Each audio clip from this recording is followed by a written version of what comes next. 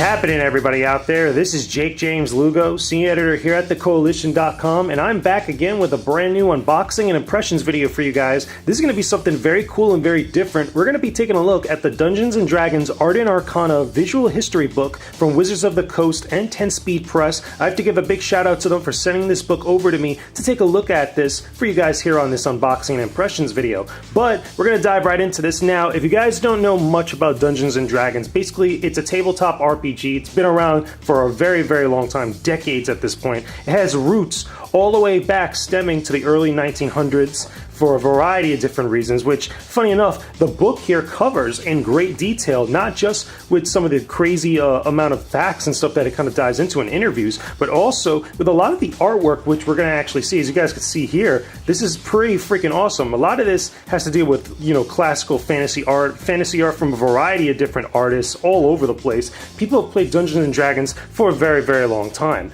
But one of the cool things about this, and the reason why we're taking a look at this, is because this is basically the same type of DNA that you find with a lot of the different JRPGs, Western RPGs that you find in video games. So it's kind of cool. We got a lot of parallels to the Dungeons & Dragons tabletop RPG. So anyway, I'm kind of going through the book here. They show a couple different pictures and stuff. This is a very visual type of book, which is great because, again, a visual history should have a lot of pictures and stuff, but it's going to have a lot of different pieces of art that are from throughout all the history of Dungeons & Dragons, including a lot of promotional material that you guys can see here. This is the basic 3-volume set for the original Dungeons & Dragons set from back, I believe it's 1974. Yeah, it's 1974. I just wanted to confirm that. But you guys can see here, very basic, nowhere near as complex as the level at which it reached with its visual material.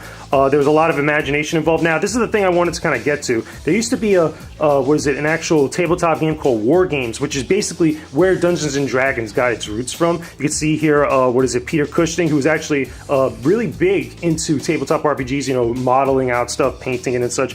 But the other cool thing is it mentions here in this big wall of text is that Dungeons & Dragons has a very big connection to things like H.G. Wells, who was a huge sci-fi and writer from way back in the day. But as you guys can see, as I start to go through this, there's a lot of classical art, you know, very, very primitive, you know, compared to what we got later on. But now we start getting into the actual true origins of Dungeons & Dragons, which we get a little bit more fantasy oriented. The artwork has a lot of inspiration from like things like Marvel Comics, as well as also other pieces of fantasy art, you know, like the guy who created Conan the Barbarian. Very, very cool stuff.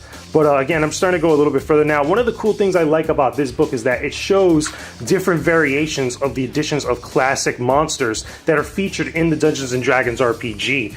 This is the Purple Worm. That, again, we start off from the original basic edition in 1974. We go all the way through to about 2014, and some of them even go up to about 2016 to about 2017 with their different variations. There's a lot of real cool ones, including the Mind Flayer. If you guys are big fans of Stranger Things, the Mind Flayer was a big part of Season 2 of Stranger Things. It's actually featured here in this book, and it's talked about in a couple different ways. So going through again, I'm going to start going a little bit faster, just showing you guys a lot of the artwork, a lot of different stuff. They talk about all the dice. The dice, funny enough, the first edition of Dungeons & Dragons didn't come with dice. You have to actually purchase it separately, but later on they started packing it in with the different types of dice, including the 20-sided die, which is what a lot of people associate Dungeons & Dragons with, and a whole bunch of other stuff. Again, here's another one, the Beholder, which reminds me of the Gorgons or the eyeballs from Final Fantasy. That's the funny thing about this, because there's so much shared DNA and a lot of inspiration from Dungeons & Dragons in various RPGs, including Final Fantasy. Some of the monsters look very, very similar all around.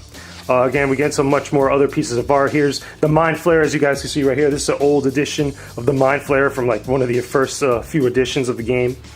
So again, I'm just going to keep going. There's just a lot of different stuff in here. I want to kind of just mix things up. They start getting now, here's the funny thing. The game was called Dungeons & Dragons, but it didn't really have a whole lot of dragon stuff involved with it. But some of the other supplemental material, like the different magazines, which is Dragon Magazine, started really kind of playing that up. And featuring beautiful works of art, as you guys can see here. This is the one thing about this book, it features some of the best fantasy artwork I've seen, besides, you know, a lot of other different sources. But when it comes to just, you know, stuff that has parallels to video games, this stuff is freaking cool. Let me see if I can get this a little bit. It might be a little out of focus, you know, with the light, but this is some beautiful art. This is some really cool stuff. Now, the other thing I have to mention about this book is that this book has multiple writers, has multiple people that were involved with it, And it's great because this looks like a complete overview of a lot of the stuff that what made Dungeons & Dragons so important, or at least, you know, covering all the important material, featuring all the different stuff, you know, the various promo art, the various collectibles that were related to it, again, the dice and some of the other like tools and stuff that people would use. A lot of the other manuals, as you guys see here, the monster manuals and the basic manuals for all the different editions of Dungeons & Dragons are very important, because they not only get revised multiple times throughout the years. I believe they're on it's 5 editions total.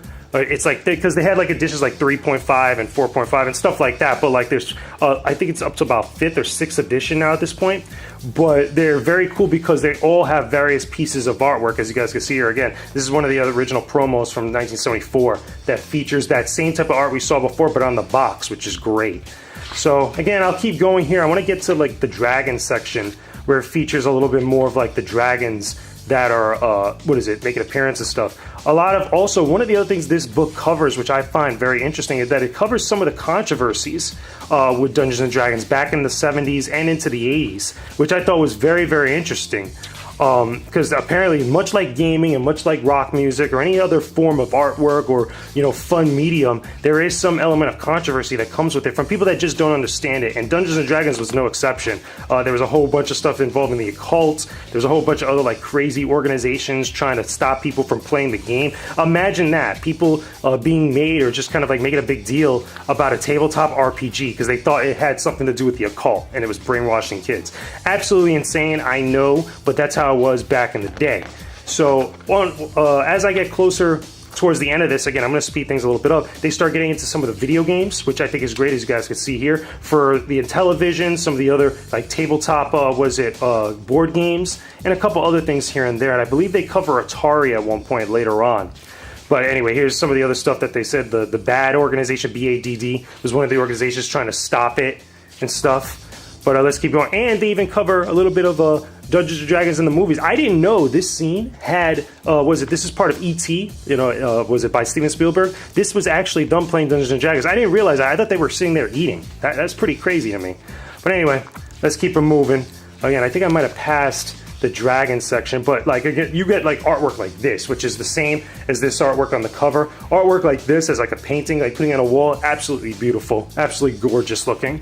So anyway, one is the main thing that you guys should take out of this book, that if you want to understand where gaming has a lot of its roots, and gaming has a lot of the same type of stuff that we love here for games like The Witcher, Mass Effect, Final Fantasy, the Elder Scrolls, Skyrim, Dungeons & Dragons is a great thing to kind of, look over, get a good overview and see a lot of the similarities and kind of understand where a lot of the cool tropes and the cool elements of fantasy RPGs really got their start, especially here in the United States. There's a lot of inspiration from throughout the world, but if I'm speaking just for myself, again, I would say here, just in the United States alone. But anyway, I'm going to kind of just get a little bit closer to the end. I'm trying to just skip over through a lot because I want you guys to take a look at this book. There's a lot of great stuff in here. They even kind of like start crossing over in some of the later editions of Dungeons & Dragons where they get into other types of like fantasy, sci-fi. They get into other versions of like, classical fantasy, dark stuff. They even included like Buck Rogers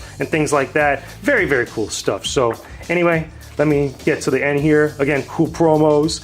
It also covers, I should mention too, some of the interviews that they have in here and some of the photos that they have is not only just of the creators of Dungeons & Dragons, but also a lot of other famous celebrities. Remember, I showed Peter Cushing earlier before, but they also have some of the other different types of actors that play this, including the guys from Critical Role, which I think is very, very cool. They had a good involvement and probably, contributing to this book and kind of like giving their thoughts on the game Dungeons & Dragons as a whole. So here's another cool piece of artwork. Again, a black dragon, a knight fighting, some really awesome pieces of artwork, which I think is just, again, amazing stuff. So anyway, that's going to do it for this book here. Okay, that's going to do it for the Art and Arcana, Visual History book for Dungeons & Dragons. It's a great coffee table book. It's a great piece of supplemental material if you just want to just chill out on like a Sunday, grab a nice latte, look over something that's probably a little bit different, you know, again, that parallels video games, this is a very, very cool book to have in your collection. So anyway, that's my thoughts on the Art Arcana Visual History book about Dungeons and Dragons. Let me know what's up in the comment section down below. Tell me what your guys' favorite thing about fantasy, about Dungeons and Dragons,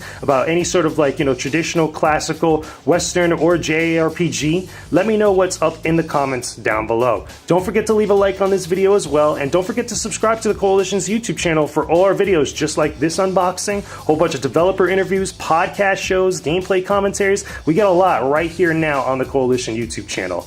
With that being said, I will talk to all of you again very soon. Peace out and stay epic, everybody.